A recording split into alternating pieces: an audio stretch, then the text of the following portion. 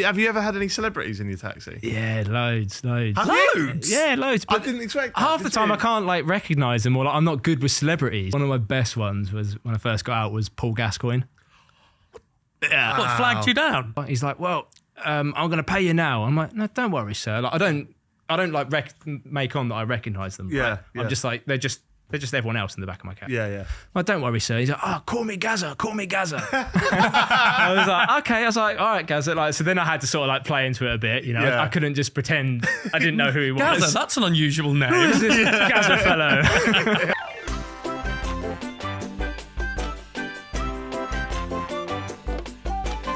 Do you prefer it when people talk to you, or would you prefer? I'm indecisive to it really, because I'm sort of naturally sort of introverted anyway. I don't mind if they lead the conversation. I'll never shut anyone down if they start a conversation. But equally, if they get in and just say, driver, want to go here, and they pull the phone out and they're on the phone, I don't care. You don't mind? Yeah, I'm just up front listening to JaackMaate's Happy Hour and doing my own little thing. I love it. What do you ever instigate the conversation, or is that not really what taxi drivers do? Some do. Like I've got mates who chew an ear off a donkey or whatever the saying is. I'll just say like, how are you doing? How's it going? And then that's it really. I'm not.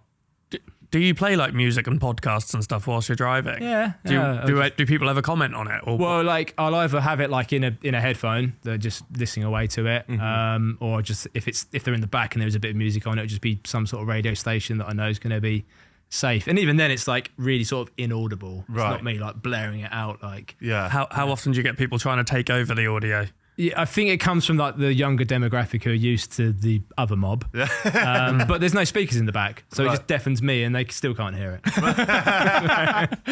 So I've just thought of this actually. In black cabs, do you have like a speaker thing so you can hear the people in the back? Yeah. Have you ever heard anyone talking about you, not thinking that you can hear them? Nah, even if they do, I don't really care. Like, right. What am I going to do? Like, excuse me, sir. Like, I don't like that. Have you ever had any celebrities in your taxi? Yeah, loads. Have you? Yeah, loads. I didn't expect that. Half the time I can't like recognise them, or like I'm not good with celebrities. Right. Like my mate will phone me up and be like, oh, I just had such and such in. I'm like, who? Like, so how do you know you've had loads? I mean, fairly recently I had a jammy job where I got to work at Silverstone.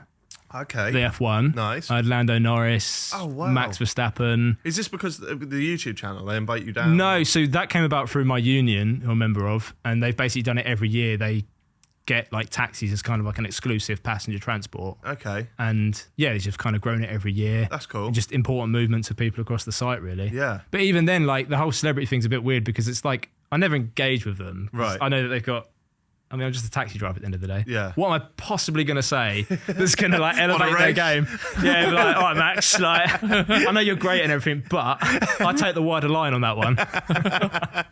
Have you ever had anyone just like randomly sort of like any celebrities randomly get in the... Yeah. So one of my best ones was when I first got out was Paul Gascoigne. Yeah. What flagged you down? Yeah, so I got flagged down outside the Ivy in Covent Garden. Right. There's this one of the door sort of staff there. Yeah. And I sort of saw this guy out front and I was like, Paul Gascoigne. And I was like, nah, like, because all the images you always see of him in the paper, he always looks really unhealthy. Yeah. What the media do to that poor bloke, Yeah. I can't believe that. It's Yeah. ridiculous. But he looked amazing. Yeah. Like, tip top, you know? Yeah. And he was out taking, I think a few of his friends were getting married and he was like treating them to a nice night out. Amazing. And he only wanted to go over to Soho. And he's like, right, I want me to go to Soho. And I was like, well, it ain't far. He's like, well, I'm going to pay you now. I'm like, no, don't worry, sir. Like, I don't like make on that I recognise them. Yeah, Right? yeah. I'm just like, they're just everyone else in the back of my cab. Yeah. Well, don't worry, sir. He's like, oh, call me Gaza. I was like, okay. I was like, all right, Gaza. Like, so then I had to sort of like play into it a bit, you know. Yeah. I couldn't just pretend I didn't know who he was. Gaza, that's an unusual name. Who's this Gaza fellow? And he goes, I'll pay you now. And I'm like, oh, mate, it's only going to be like a £7 job or whatever. Like, we'll sort it when we get there. He just wanted to go to a club there. Yeah. Hands a £50 note through the slot. And he goes, oh, just give me 25 quid change. And I know it's only going to be like a £7 fare. Yeah. But obviously just jumped in the cab because it's easier than him walking over there, Yeah. you know, and getting accosted or whatever. Yeah. And fine, we do that. And then as he goes to get out, he's like, hey, do you want a selfie? And I was like, yeah, all right then. Like, I love that he's offering it. yeah. So I've got this great selfie. I'll give it to you. Yeah, Yes. we'll put it up on screen now. We'll put it up on screen now. Like, oh mate, just I've met Gaza. So I interviewed him for a Sport Bible. Oh, show one, mega. and it's just like one of the coolest things ever. He's just I may have told this on the pod before, but so we get there and it's like very early in the morning, cold, sort of around when COVID was kicking off around March time. Yeah. And I'm driving down this like little street and there's nowhere to park. So the producer comes out. She's like, "Oh, you just park in the middle of the street. We're blocking it off for the shoot anyway." So I park off in the middle of the street and I go and do my like COVID swab test. And I come back and I know Gaz was on the shoot today. And I'm a bit excited. Like, where's he going to be? I come out and it's like 7 o'clock in the morning. He's just leant up against my car, like on the bonnet with a cigarette, just smoking a roll up. And his PA goes, Paul, you can't do that. He goes, "I'll be right." You're just not talking. I'm like, he's fine. It's absolutely fine because it's Paul Gaz. Tom, I read online that in 2019 you were awarded a taxi guiding badge from and I'm going to butcher this, the Worshipful Company of Hackney Carriage Drivers. Yeah. And by 2022, you were accepted onto the Court of Assistance for the same company, indicating significant respect and recognition within your profession.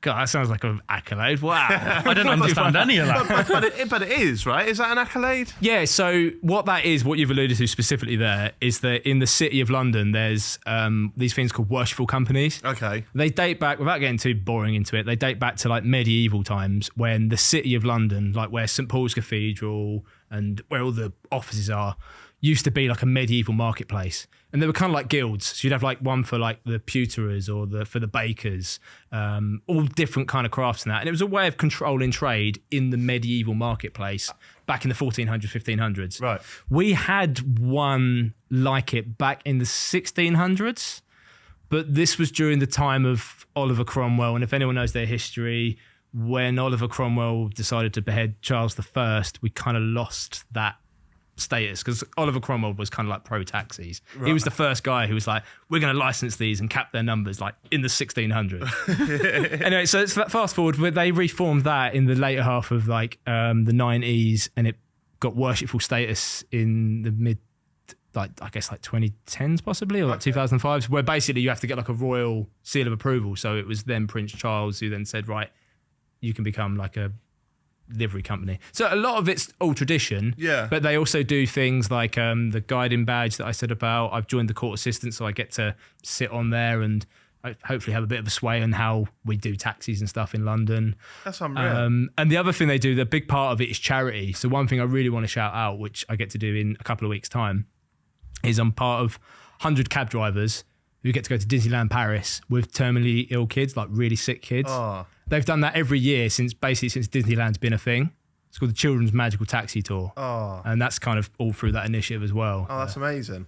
What? So you pick them and their families up and take them? What? And you drive them over there? All the way. Yeah, there's a convoy of 100 taxis. Yeah. And it's the police like shut off all the road junctions to allow the convoy of taxis coming through. We bring the AA. We have to bring all the ambulance and medical staff because for a lot of these kids, they're just in hospital appointments all the time. Yeah. Normal family life is like nothing. Like they don't get to go out to restaurants and nice places as a family. Right. So this is the one time they can do it. Yeah. And that's all part of the worshipful company of. And how long have like the black cabs been doing that?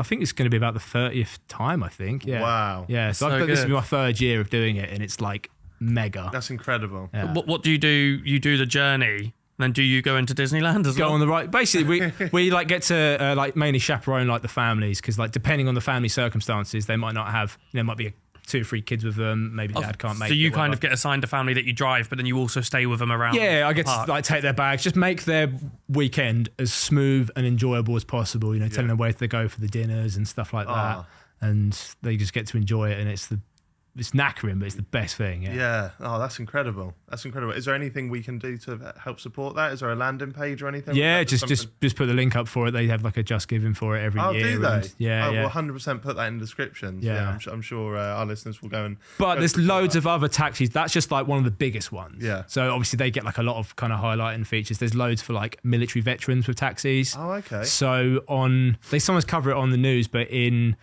Remembrance Sunday, there'll be taxis lined up on Westminster Bridge, taking veterans to and from all the stations for free. All the military service clubs as part of Remembrance Sunday. There's taxi charities that take veterans to like Normandy in France. Wow. There's so many of them. There's loads of other children's ones and that, just much smaller ones. It's just what taxi drivers have always done. We're self-employed. Yeah. We've got the vehicle to do it. Yeah. In COVID, we was helping people with shopping and deliveries.